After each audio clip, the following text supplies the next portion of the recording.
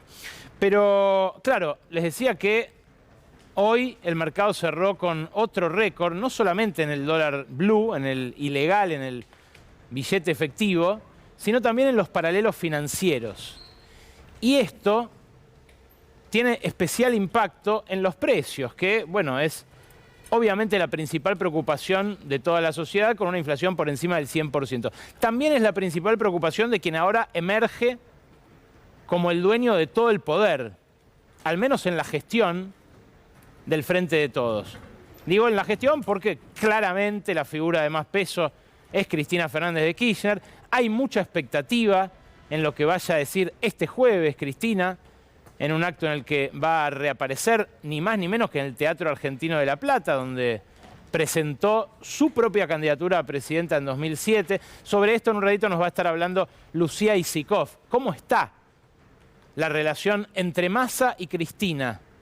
Ese binomio que tiene bajo su custodia la estabilidad del Frente de Todos hasta el 10 de diciembre y las perspectivas que le quedan todavía al oficialismo de mantenerse en el poder a partir de las elecciones de octubre.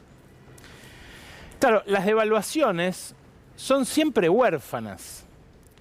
Siempre los gobiernos que se enfrentan a la necesidad de devaluar la moneda buscan o una excusa o un chivo expiatorio. Pasó con el propio gobierno de Cristina Fernández de Kirchner en 2014. Recordarán ustedes cuando a principios de ese año se ve obligado a devaluar, después de resistirse mucho a hacerlo, Axel Kicillof.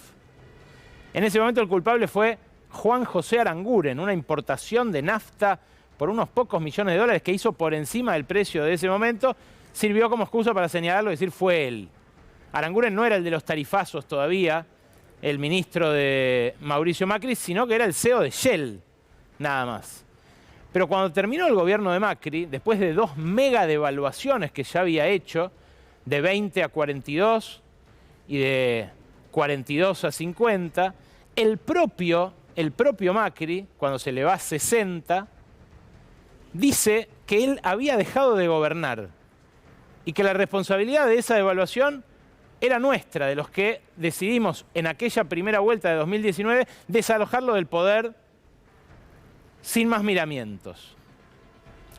Claro, en este caso, la primera excusa o el primer chivo expiatorio que eligió Sergio Massa para la devaluación que empezó la semana pasada fue Antonio Aracre.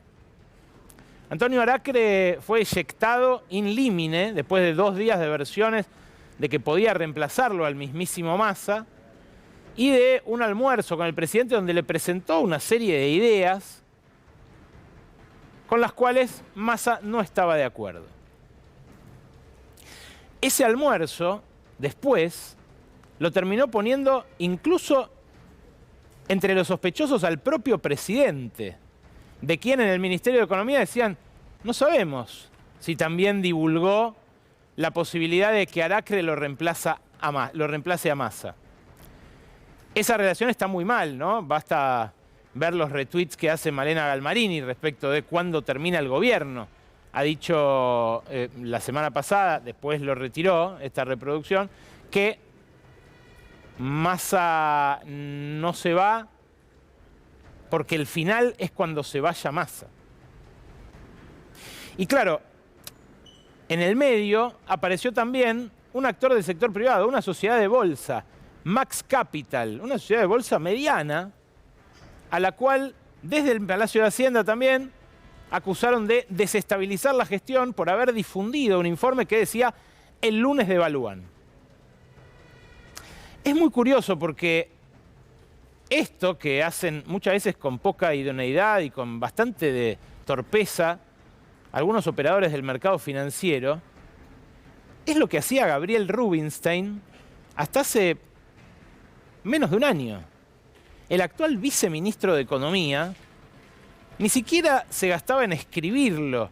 Difundía un audio de WhatsApp entre los afiliados a su servicio de información privilegiada y a quienes le compraban los informes a su consultora económica.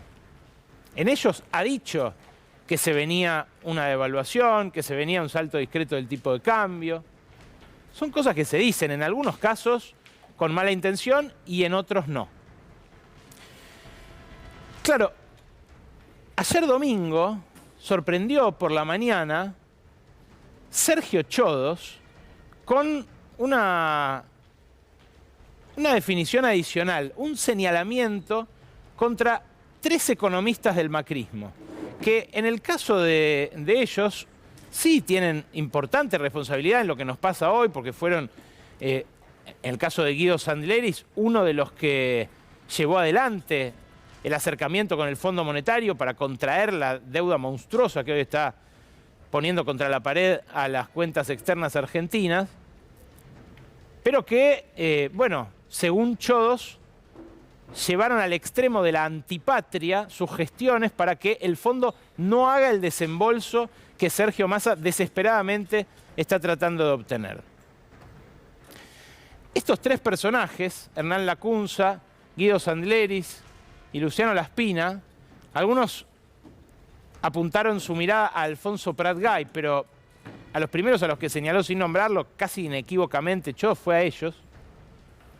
Son, como les decía, corresponsables de la situación en la que estamos,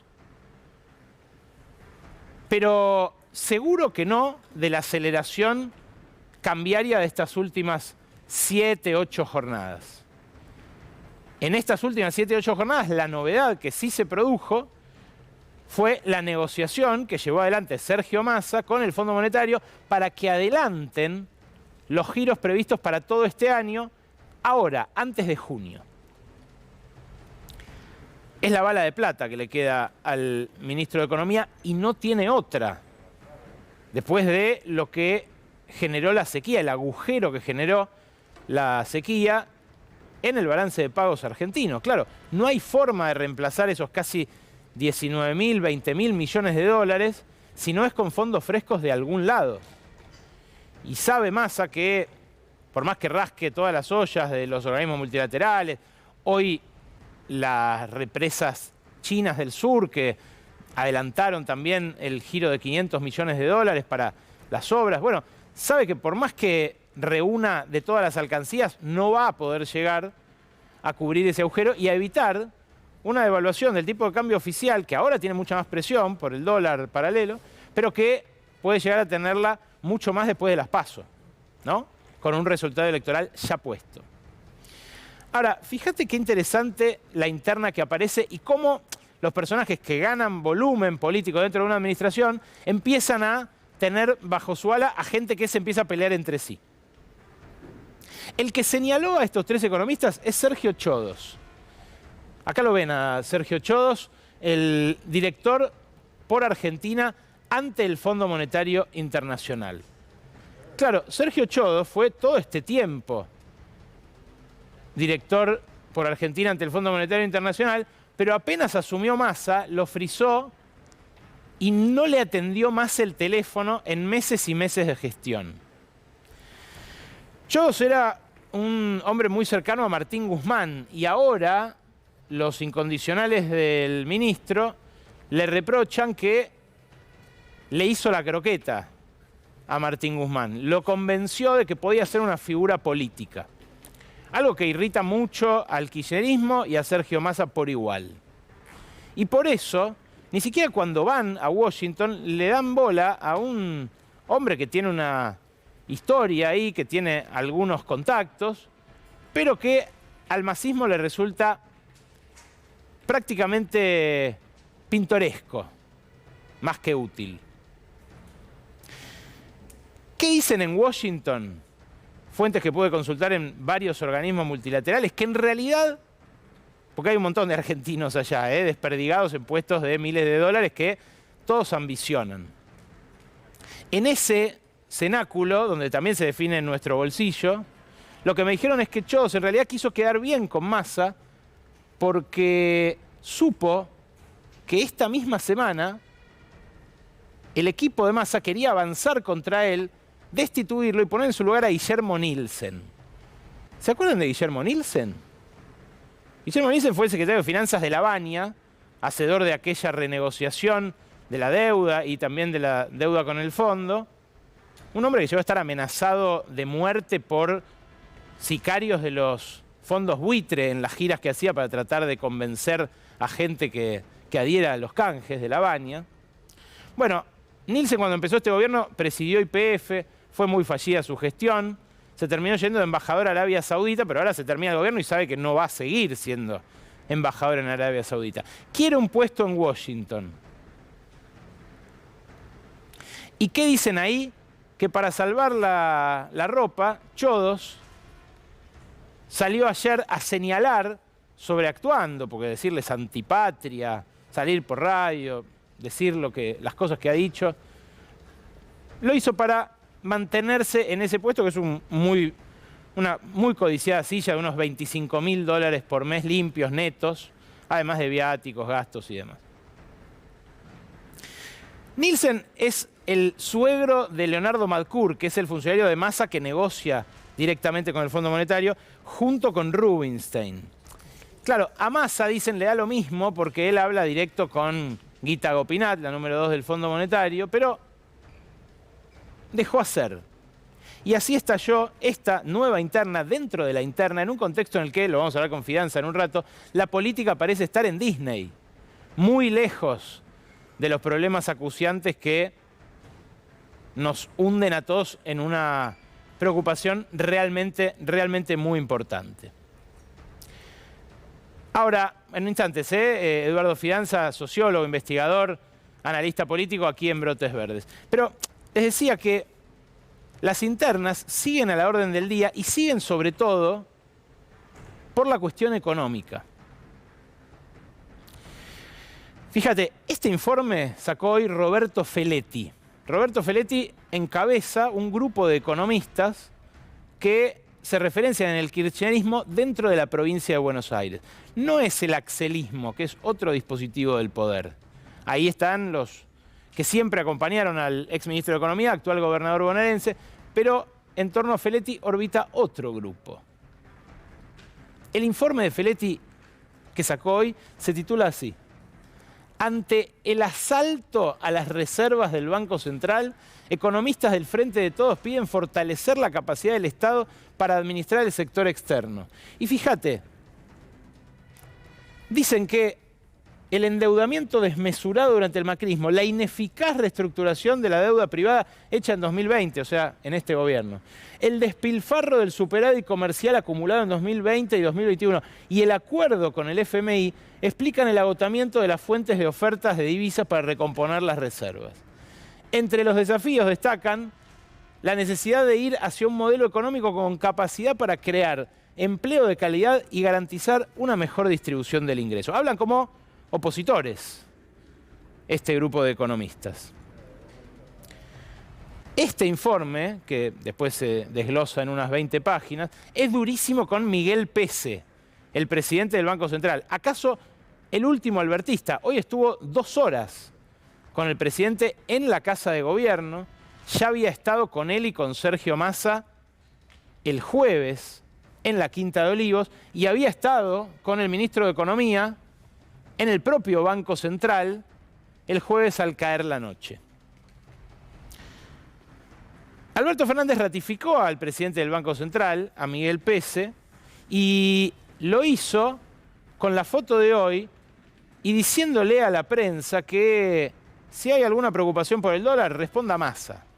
Repito, así están las cosas dentro del oficialismo. Es lo mismo que le cuestiona Matías Culfas a Miguel Pese. Fíjate vos qué complejo se pone todo, porque el kirchnerismo decía, cuando estaban Guzmán y Culfas, los 2 ministros de Economía y de Producción que puso Alberto Fernández, decían que los dólares se le habían escapado a Culfas porque dejó importar demasiado. Culfas va a publicar la semana que viene este libro, que se está viendo su portada por primera vez aquí en Brotes Verdes, que se titula Un peronismo para el siglo XXI. Es una respuesta al kirchnerismo, este libro, del autor del libro que más irritó a los kirchneristas durante toda esta gestión del Frente de Todos, que fue Los 3 kirchnerismos, la anterior obra del propio Culfas, antes de ser ministro, obviamente. Nunca se lo perdonaron. porque aquel libro era un balance autocrítico del segundo y tercer kirchnerismo que, bueno, para él se desviaron de la ruta original. Ahora, este libro directamente es una confrontación. ¿Y qué dice Culfas? Dice que es cierto que se evaporaron las reservas que pudo haber acumulado el Banco Central durante los primeros años de esta gestión, que nos ahorrarían ahora el dolor de cabeza que nos está causando la falta de dólares, sumado a la sequía. Pero lo que él dice es, yo no fui, fue PESE. ¿Por qué? Porque PESE permitió que las empresas pagaran sus deudas en dólares con el exterior al precio oficial, o sea, hoy a 220 mangos, cuando a ninguno de nosotros nos vende ni por las tapas el Banco Central dólares a 220 mangos, y mucho menos en esa cantidad. PESE se defiende con este gráfico. Lo que dice PESE es que la deuda, esto es el stock de la deuda externa de las empresas, según el balance cambiario que publica el propio Banco Central. Lo que dice PESE es que la deuda de las empresas, que se fue reduciendo entre el año 2001 y el año 2014, aumentó violentamente durante el macrismo, aumentó ese 85%, y después se fue reduciendo paulatinamente. Él dice, no es que le permitía a las empresas pagar de golpe toda la deuda que contrajeron con el macrismo, pero yo no los puedo empujar al default. Claro, Culfas le dice, le diste 1.000 millones por mes a las empresas para que paguen deudas con el exterior. PESE replica en esta discusión imaginaria que dan a través de siempre interpósitas personas. Bueno, YPF se llevó 500 millones. Solamente este año, solamente en 2023. ¿Quién maneja YPF? El kirchnerismo. AISA se llevó 200 millones también para pagar deudas con el exterior. ¿Quién maneja AISA? Malena Galmarini, la esposa del ministro de Economía. El propio Kicillof, para la provincia de Buenos Aires, para pagar deudas que contrajo Vidal en dólares, se llevó 200 millones de dólares. Entonces dice PESE, si YPF se lleva dólares todos los meses, las provincias se llevan dólares todos los meses, y AISA se lleva dólares todos los meses, ¿qué tengo que hacer? ¿Los tengo que empujar al default? ¿Tengo que empujar al default a las empresas que están en las mismas condiciones que estas? Bueno, así de disputado está el manejo del activo estratégico más importante y más escaso que tiene hoy la economía argentina, que son los dólares. En el mundo de los pesos,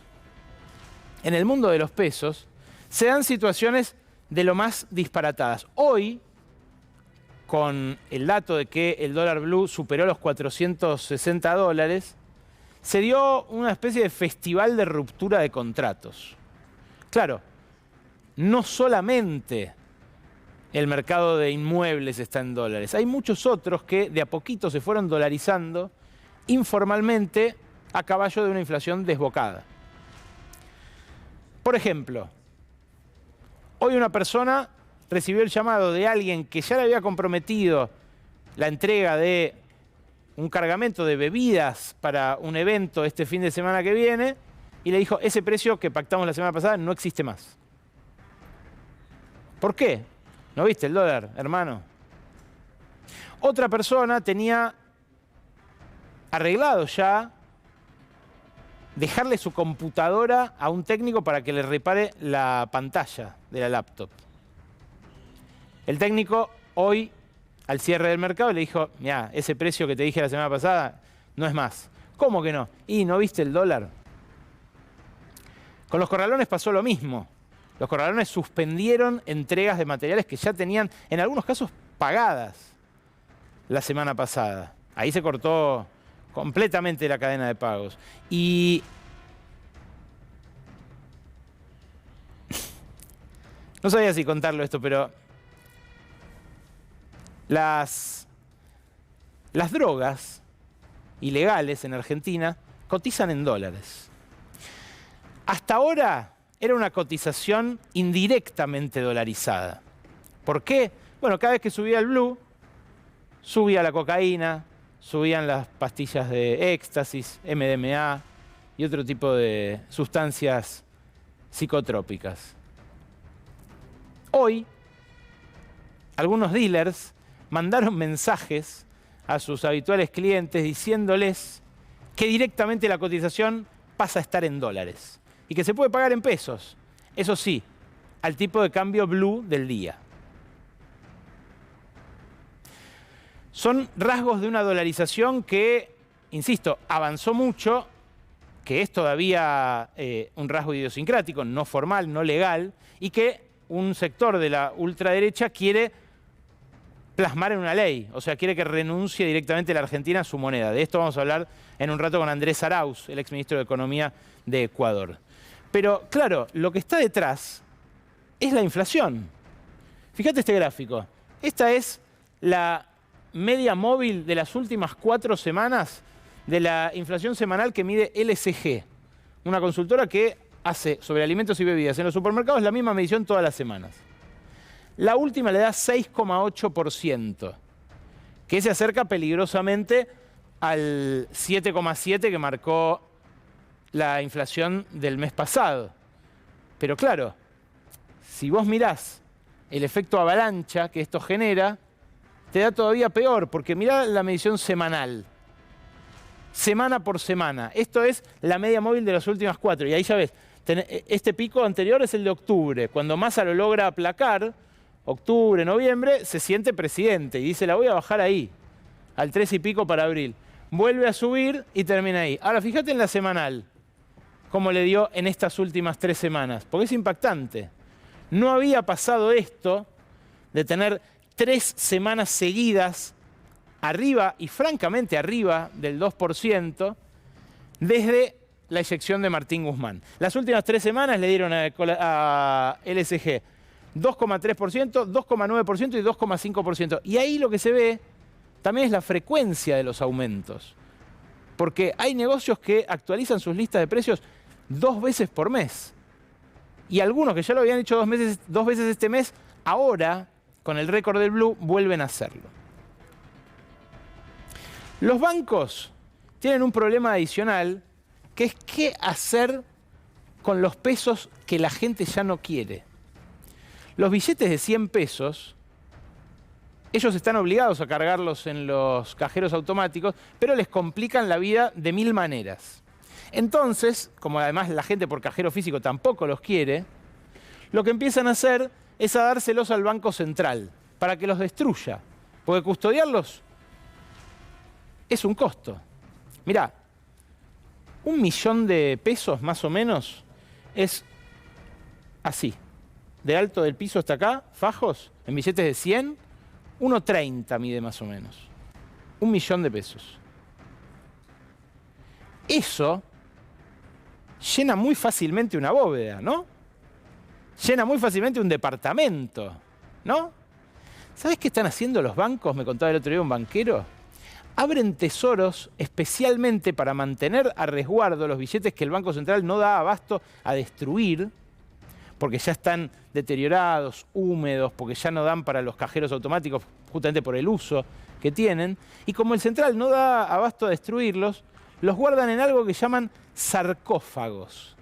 Son tesoros que, por la regulación del Banco Central, tienen que estar custodiados, tienen que estar con videovigilancia, gente de vigilancia alrededor y demás, pero que los llenan de billetes de 100 pesos y los cierran y no los vuelven a abrir. Por eso le llaman sarcófagos, porque entierran pesos. Ayer lo hablaba con una doctora en economía, con mi amiga Mercedes de Alessandro, y me decía, es el sueño de Keynes. Bueno, el sueño o la pesadilla. En este contexto, el torniquete que quiere poner Massa para que esto deje de ocurrir tiene un solo nombre: Joe Biden. Estados Unidos es el que puede destrabar, por el peso que tiene en el directorio del Fondo Monetario Internacional, el adelanto de todo el desembolso, el front-loading, como le dicen allá en el Fondo Monetario, de todos los desembolsos de este 2023 a junio. Esos serían unos 4.000 millones de dólares que ya esperaba que liberen en junio Massa, sumados a unos 6.000 millones de dólares que hay hasta fin de año. Serían en total los 10.000 que necesita para estabilizar el barco. El puente, como le dicen en el Ministerio de Economía. Ahora, ¿Tiene chances de obtener esto Sergio Massa? Bueno, tiene chances. El jueves viaja una delegación encabezada por este funcionario, por Leonardo Madcour, su mano derecha en estos temas, que va a discutir con el fondo las condiciones en que ese desembolso puede hacerse. Hoy me decían, ayuda que se haya bajado Alberto. ¿Por qué? Porque le da más estabilidad a la situación política, que es la que mete mucha incertidumbre también en lo económico. En el mismo momento en que ellos van a estar viajando, Cristina va a hablar el jueves y se ilusiona el masismo con que termine la vice de bendecir la candidatura de Sergio Massa como el único contendiente por el oficialismo para la presidencia en octubre y en agosto, antes en las PASO. ¿Qué pide a cambio Estados Unidos? Porque Massa no quiere ir a las PASO y quiere ese puente de dólares. Estados Unidos a cambio pide alineamiento geopolítico y provisión de materias primas. Hoy la obsesión de la administración Biden es el litio. Y el litio en Argentina abunda y mucho. Y mucho. El viernes de la semana pasada fue noticia Chile, que es hoy un productor de litio más importante que Argentina. Gabriel Boric, el presidente chileno, anunció la nacionalización de este recurso estratégico. No lo dijo con esas palabras, para no chocar con el Congreso, para no chocar con una derecha que aquí también se mantiene acechante, pero lo dijo así, escucha. El Estado participará en todo el ciclo productivo de este mineral, creando para ello una empresa nacional del litio. Vamos a promover no solamente la extracción, no solamente la preservación, sino también la generación de productos de litio con valor agregado. Así, la innovación científica y tecnológica asociada a esta tarea nos permitirá avanzar hacia un desarrollo que sea duradero, de mayor complejidad y de mayor diversidad. Y esto implica hacer un esfuerzo adicional para no solo extraer materia prima, sino convertirla en nuevos productos de alto valor tecnológico. Bueno, Gabriel Boric apunta a algo a lo que Argentina también apunta, pero ya la ecuación en Chile es mucho más favorable al fisco que acá en Argentina. Antes de esta política de nacionalización que propuso el viernes Chile, ya el fisco se está quedando alrededor de entre un 30 y un 40% de la renta derivada de este mineral. Acá en la Argentina, la regalía que cobran las provincias es del 3%. Y el Estado Nacional, desprovisto de toda potestad sobre esto por la Constitución del 94, la ve pasar simplemente. Por ahora es un monto menor el que podría estar cobrando el Estado con las 4 explotaciones de litio que hay en marcha. Una yanqui muy importante en Catamarca, el Salar del Hombre Muerto. Otra china en Jujuy y otras 2 más de capitales mixtos, algunos canadienses. Pero esto puede crecer muchísimo. Fíjense esta proyección que hace el propio Ministerio de Economía en Argentina Productiva 2030.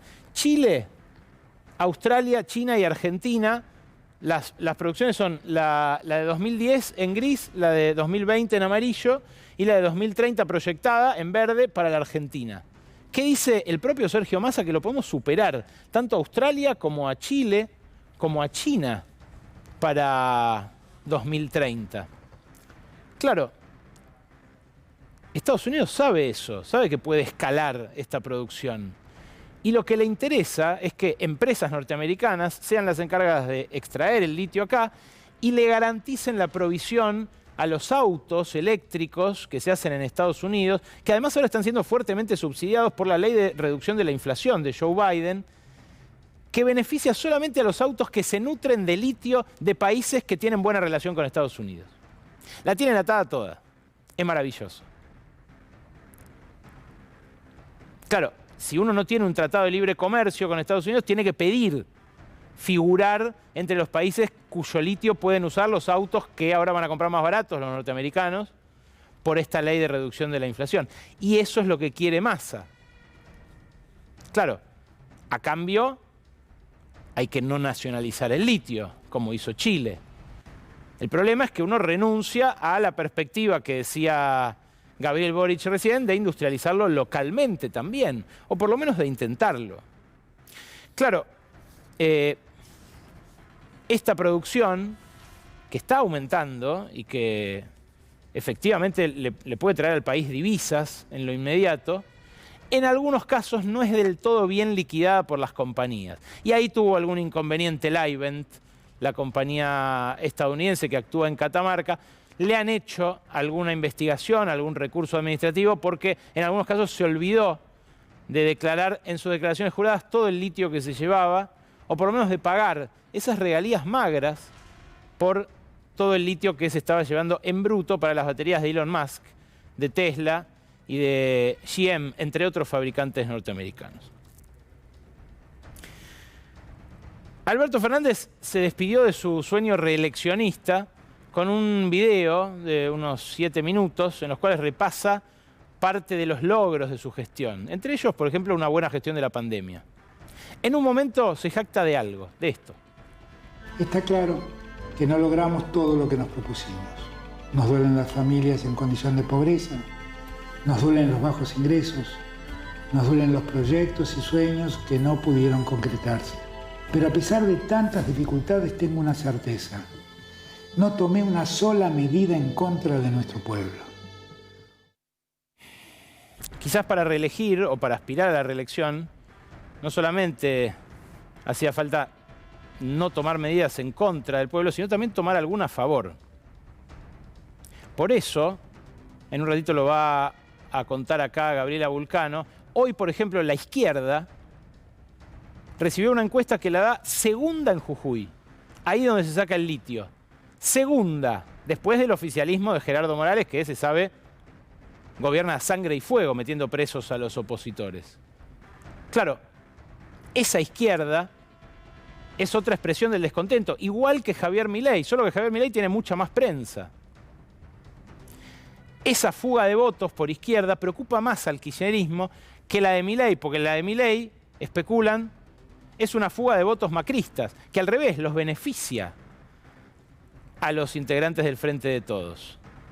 Por eso, Juan Grabois promociona tanto su candidatura, lo ha hecho aquí, y por eso confronta con Massa, aunque no siempre esa confrontación esconde un divorcio total, sino que puede llegar a ser una complementariedad para evitar fuga, para blindar por izquierda un programa,